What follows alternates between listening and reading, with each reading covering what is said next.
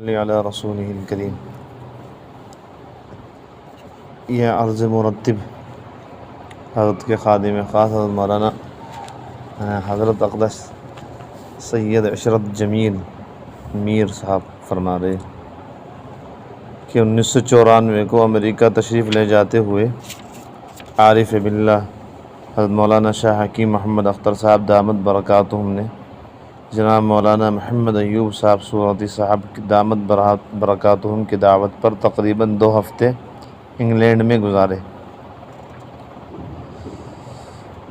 اور جامع مسجد میں خطاب فرمایا لسٹر میں، جس کو سن کر وہاں کے احباب، علماء، عوام سب نہایت مسرور ہوئے اور جامع مسجد کے امام صاحب حضرت مولانا آدم صاحب دامت برکاتہم نے اس وعظ یعنی تقریر کی نہایت قدردانی فرمائی اور فرمایا کہ میں 18 سال سے اس مسجد کا امام ہوں، لیکن برطانیہ کی سرزمین پر میں نے ایسا زبردست عاشقانہ بیان نہیں سنا۔ اور مولانا موصوف نے واعظ کو یعنی تقریر کو تباہ کرنے کی پیشکش فرمائی اور اس کے سارا خرچہ بھی اپنے اوپر کہ میں اٹھا لوں گا۔ پیش نظر واعظ یعنی تقریر نور ہدایت اور اس کے علامات حصہ اول حضرت مولانا آدم صاحب کی فرمائش پر کیا گیا۔ اب سنیے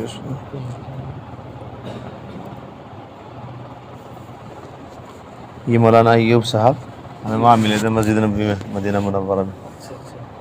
تمہیں ملے تھے؟ ہاں، کون کے مولانا ایوب صاحب؟ یہ حضرت ہردوئی کے خلیفہ جن کا اس میں حضرات سامعین پچھلے سال اللہ تعالیٰ کی رحمت سے آپ سے ملاقات ہوئی۔ اس مرتبہ بھی مولانا محمد ایوب صاحب جو مجلس دعوت الحق لیسٹر کے بانی ہیں، انہوں نے مجھے خط لکھا اور بار بار ٹیلی فون کیا کہ اس وقت پھر لندن کا سفر کر لیا جائے۔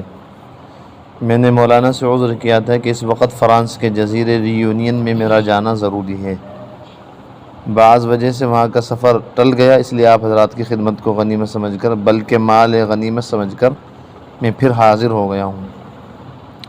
دوستوں کی ملاقات کیا مال غنیمت سے کم ہے؟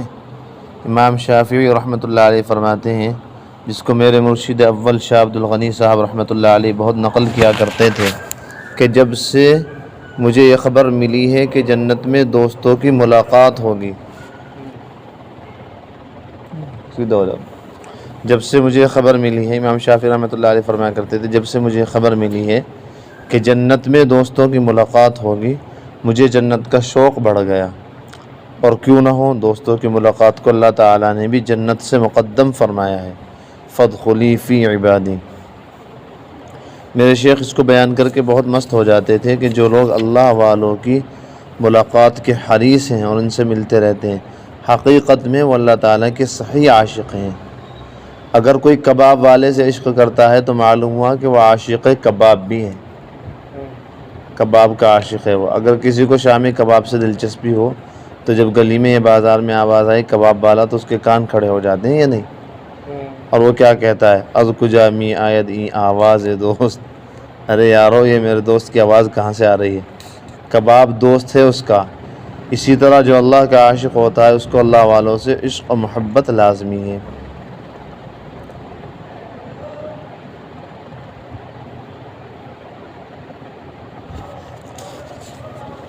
کہاں رہ رہے ہو مولانا ایوب صاحب؟ ملے تھے پاکستان؟ اللہ کے دروازے، میں دوستوں سے یہ کہتا ہوں کہ اللہ والے اللہ کے دروازے ہیں، آپ دروازوں کے سائز نہ ناپیے ورنہ آپ اللہ سے محروم رہیں گے۔ یہ کتنا بڑا اللہ والا، یہ کتنا چھوٹا اللہ والا، وہ بڑے بزرگ ہیں، یہ چھوٹے بزرگ ہیں۔ ارے بھائی دروازے میں جانا ہی تو مقصد ہے۔ چھوٹے دروازے میں کو جاؤ گے جب بھی کمرے میں پہنچ جاؤ گے، بڑے دروازے میں کو جاؤ گے جب بھی کمرے میں پہنچ جاؤ گے۔ دیکھو کتنا بڑا مسئلہ حل کر دیا تم نے۔ دروازوں کے سائز نہ ناپی ورنہ آپ اللہ سے محروم رہیں گے۔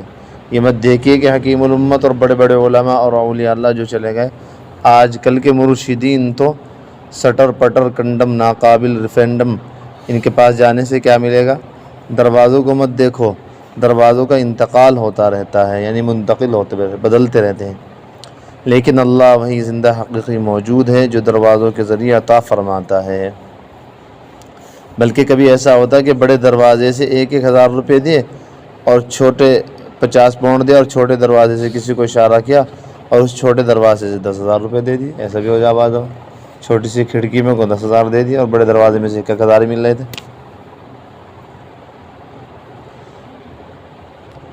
بس جس کو جس دروازے سے خدا تعالیٰ کو صاحب نسبت صوفی صاف کر دیے کسی چیز سے. یہ خون سے لگ گیا. ہاں اس کے ایک کونے سے کرتے.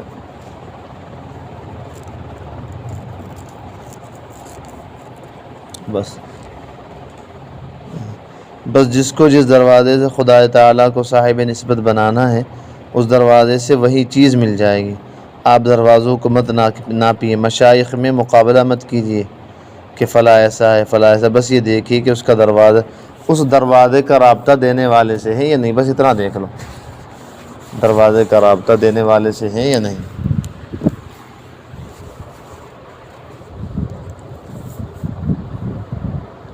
یہ اللہ کا دروازہ ہے یا نہیں. اس دروازے کو اللہ سے رابطہ ہے یا نہیں. رابطے پر مجھے اپنا ایک شعر یاد آ گیا. جب کبھی آپ کو کوئی غم آ جائے, کیونکہ دنیا میں کوئی ایسا انسان نہیں جس کو کبھی کوئی غم نہ آئے. بڑے بڑے پیاروں کو اللہ کے مقبولین کو غم آتا ہے, لیکن غم کا علاج حدیث میں ہے کہ نماز حاجت پڑھو اور اللہ سے رو لو. بچے کو غم ہوا ابا سے رو لے, بندے کو غم ہوا ربا سے رو لے. اس پر میرا شعر ہے, کیا ہے رابطہ آہو فغاں سے, زمین کو کام ہے کچھ آسماں سے. یعنی ہم جو رو دھو رہے ہیں تو ہم زمین پہ ہیں نا, تو گویا زمین کو آسمان سے کچھ کام ہے, یعنی اللہ تعالیٰ سے. کیا ہے رابطہ آہو فغاں سے, زمین کو کام ہے کچھ آسمان سے. زمین سے مراد کیا ہے؟ ہم مٹی کے انسان ہیں. جب کوئی کام ہو تو اللہ سے رابطہ کرو بھائی, آہو فغاں رونے دھونے کے ذریعے. اور آہ کو اللہ سے خاص قرب ہے, زور سے کھینچ کر کہیے اللہ. آ گئے نا اس میں آہ. اللہ, ہماری آہ کو اللہ نے خریدا ہوا ہے, اپنے نام کے ساتھ ملایا ہوا ہے. یہی دلیل ہے کہ ہمارا اللہ اللہ ہے. باطل خداؤں کے نام میں ہماری آہ نہیں ہے. لے لو ان کے نام, نمرود ہے اس میں آ نہیں, فرعون ہے اس میں آ نہیں, شداد ہے اس میں آ نہیں, رام چندر ہے اس میں آ نہیں, گرو نانک, جتنے باطل خدا دنیا میں ہوئے کسی میں ہماری آہ نہیں. تو دوستوں میں یہ کہہ رہا تھا کہ میرے شیخ مرشد نے فرمایا کہ جس کو اللہ سے محبت ہوتی ہے اس کو اللہ والوں سے ضرور محبت ہوتی ہے. اب مولانا رومی کا استدلال دیکھیے. مولانا رومی نے دلیل دی ہے, وہ دیکھیے.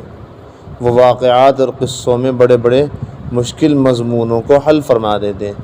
فرمایا کہ حکیم جعلی نوس کا جنگل کی طرف صبح کے وقت ٹہلنے کا معمول تھا. یہ بہت بڑا حکیم تھا. بزرگوں کا ارشاد ہے کہ صبح کی ہوا لاکھ روپے کی دوا. صبح کی ہوا اتنی اچھی ہو, صبح کی ہوا آدمی ٹہل لے تو بہت بیماری ختم. خود حکیم الامت مجدد الملت تھانوی رحمۃ اللہ علیہ صبح کو جنگل میں ٹہلتے تھے. قرآن شریف کے 5 پارے تھانہ بھون کے جنگل میں ٹہلتے ہوئے پڑھتے تھے اور فرماتے تھے جو کچھ ملنا ہوتا ہے اسی جنگل میں پا جاتا ہوں. یعنی علوم وہیں القاء ہو جاتے ہیں, کیونکہ جنگل میں گناہ نہیں ہوتے, آبادی میں گناہ ہوتے ہیں. وہاں صاف ستھری پاکیزہ فضا ہوا علوم عطا ہو جاتے ہیں, وہیں سب کچھ مل جاتا ہے. تو حکیم جعلی نوس ہوا خوری کے لیے ٹہلنے نکلا. راستے میں اس کو ایک پاگل ملا.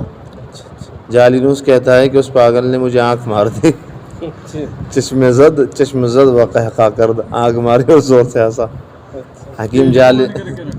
حکیم جعلی نوس فوراً واپس آیا اور دواخانے میں اپنے ملازم سے کہا میں جو پاگلوں کو دوا دیتا ہوں آج مجھے بھی ایک خوراک فوراً کھلا دو. عطار نے کہا حضور ابھی تو آپ بالکل خیریت سے گئے ہیں, پاگل ہونے میں تو کچھ اور منزلیں ہیں, درجہ بدرجہ, اتنی جلدی کون پاگل ہوتا ہے. اس پر مجھے ایک واقعہ یاد آ گیا. پاکستان کے شہر ٹکسیلا میں میرے خلیفہ حکیم امیر احمد صاحب مرحوم, حکیم احمد صاحب مرحوم بڑے صاحب جذب صاحب نسبت تھے. اللہ کی یاد میں روتے تھے. وہ میرے ساتھ سفر کر رہے تھے وادی کاغان کا. حضرت فرما رہے میرے ایک خلیفہ ہیں امیر احمد صاحب, انتقال ہو گئے, بہت بڑے اللہ والے تھے, اللہ کی یاد میں بہت روتے تھے. میرے ساتھ سفر کر رہے تھے وادی کاغان, پہاڑوں کا علاقہ ہے. پہلے بالا کوٹ آیا. مولانا اسماعیل شہید رحمۃ اللہ علیہ کی قبر پر میں نے حاضری دی. میں نے اللہ سے دعا کی کہ یا اللہ یہ وہ شخص شاہ ولی اللہ کا پوتا, ناز و نعمت کا پلا ہوا, دہلی کے بڑے بڑے رئیس اور تاجر جس کو دیکھ کر کھڑے ہو جاتے تھے, شاہ ولی اللہ کا پوتا جا رہا ہے، ایسا ناز و نعمت کا پلا ہوا اور معزز شخصیت دہلی سے آ کر بالا کوٹ کے پہاڑوں کے گھاس اور تنکوں پر اپنا خون بہا دیا۔ وہاں ایک مصرع بھی لکھا ہوا ہے، خون خود را بر کہو کسار ریخ، یعنی اپنے خون کو انہوں نے پہاڑوں پر گرا دیا۔ اسماعیل شہید و شہید ہے کہ جس نے بالا کوٹ کے پہاڑوں کے گھاس اور تنکوں پر اپنے خون کو بکھیر دیا۔ شاہ ولی اللہ کے پوتے کا خون اس بالا کوٹ کے پہاڑوں کے دامن کے گھاس اور تنکوں پر اللہ کی محبت میں بہہ گیا۔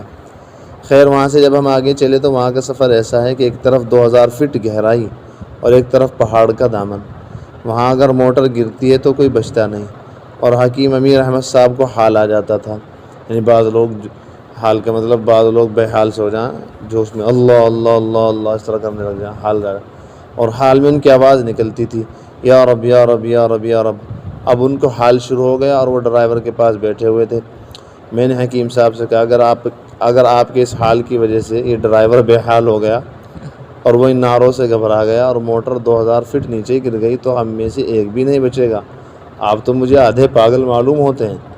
حضرت نے اپنے خاص خلیفہ سے کہا، انہوں نے کہا میں اتنے دنوں سے آپ کے ساتھ ہوں اور میں بھی آدھا ہی پاگل ہوا ہوں، ارے ابھی تک میں پورا پاگل نہیں ہوا۔ میں نے کہا کہ دیکھو یہ عجیب پاگل ہے، پاگل ہونے کا اس کو اتنا شوق ہے کہ آدھا پاگل ہونا اس کو ناگوار ہے کہ میں اللہ تعالیٰ کا پورا پاگل کیوں نہیں ہوا۔ اللہ تعالیٰ کی اب حال پر بھی ایک بات عرض کر دوں، بعض لوگ سمجھتے ہیں کہ جس کو حال آ جائے وہ بہت بڑا اللہ والا ہے، یعنی جوش جذبے میں جو آ جائے۔ یاد رہے کہ ولی اللہ وہی ہے جو شریعت اور سنت پر عمل کرتا ہو اور گناہوں سے بچتا ہے، جس کو دیکھو کہ ہر سال حج اور عمرہ کرتا ہے اور ہر وقت تسبیح ہے، اس کا تقویٰ دیکھو کتنا ہے۔ اللہ تعالیٰ نے اپنی دوستی کی بنیاد تقوی پر رکھی ہے۔ اے دنیا والو سن لو کہ میرا ولی وہی ہے جو مجھے ناراض نہیں کرتا، گناہ سے بچتا۔ یہ نہیں کہ ہر وقت تسبیح اور خوب رونا گانا، لیکن جب لندن کی سڑکوں پر چلے، لیسٹر ہو کہ مانچسٹر ہو، وہاں اس کا ٹیسٹر دیکھو کہاں کہاں ٹیسٹ کر رہا ہے حرام ذائقہ لے رہا ہے، کس میم کو اور کس امرد انگریز کو یہ شخص دیکھ رہا ہے، تب پتہ چلے گا کہ اس کے قلب میں کس قدر اللہ تعالیٰ کی محبت اور عظمت ہے۔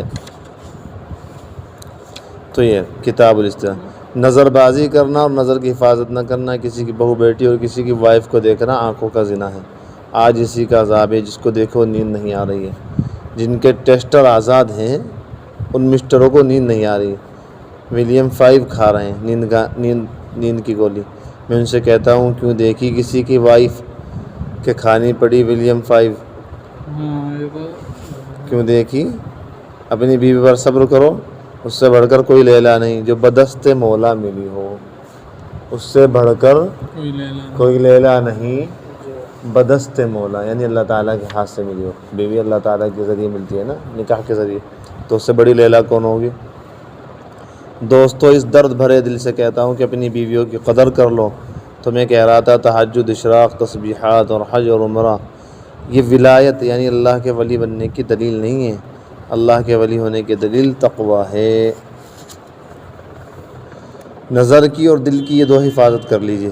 کس کی خلی صوفی؟ نظر کی اور دل کی، اور ولی اللہ ہو جائیے۔ اختر اس بات کو علماء کے سامنے پیش کر رہا ہے کہ سلطنت کی حفاظت دو طرف سے ہوتی ہے، سرحد سے اور دارالخلافہ یعنی کیپٹل سے، راجدھانی سے۔ اللہ تعالیٰ نے سرحد اور دارالخلافہ دونوں کی حفاظت کا حکم نازل کیا۔ یعلم خائنۃ الاعین، ہم تمہاری آنکھوں کی سرحدوں سے باخبر ہیں۔ اگر تم نے خیانت کی تو سرحد سے دشمن آ جائیں گے، غیر اللہ آ جائے گا تمہارا اگر تم نے ادھر ادھر نظر دوڑائی، لا الہ کمزور پڑ جائے گا، پھر الا اللہ سے محروم ہو جاؤ گے۔ اور دوسرا کیا؟ وما تخفی الصدور، اور تمہارے سینے اور دل کے رازوں سے باخبر ہے کہ تمہارے ہاتھ میں تسبیح اور دل میں معشوقوں کا خیال ہے۔ بس جو دو حفاظت کر لے، آنکھ کو بچا لے اور دل کو بچا لے، گندے خیال نہ لائے، پچھلے گناہوں کا مزہ بھی نہ لوٹے۔ شیطان بڑا زبردست نیچر ہے اور بروز سنیچر خاص فیچر دکھاتا ہے، کیونکہ دیکھتا ہے کہ یہ ملا ہو گیا، داڑھی رکھ لی، بزرگوں سے تعلق ہے، اب یہ گناہ تو نہیں کرے گا، تو پچھلے گناہوں کا نقشہ اس کو دکھاتا ہے کہ یاد کرو اپنی میم کو، اور کہتا ہے کہ اب تم ان گناہوں کا مزہ لو جو ماضی میں کیے تھے۔ اس لیے قصداً جان بوجھ کر پرانے گناہوں کے خیالات، اللہ کی نافرمانی سے مزہ لینا حرام ہے، پچھلی ہو یا اگلی۔ تو ماضی کے گناہوں کا خیال بھی نہ لائیں. بس دو حفاظت کا نام ہے خانقاہ. بس دو حفاظت کا نام ہے خانقاہ. دل کی حفاظت اور آنکھوں کی حفاظت. جسے یہ دو باتیں حاصل ہو گئیں تو سمجھ لو کہ انشاءاللہ خانقاہ کا حاصل اسے مل گیا. دو چیزیں اگر جسے مل گئی، دل کی حفاظت، آنکھ کی حفاظت، سمجھ لو بس اس کا کام ہو گیا. جس نے آنکھوں کو نہ بچایا تو سرحد سے غیر اللہ داخل ہو گیا. جب غیر اللہ ہوگا تو اللہ کیسے ملے گا؟ بس جی، طبیعت اور آگے چلنے کے لیے تیار سی نہیں ہو رہی. مجھے بھی کچھ نیند کا تقاضا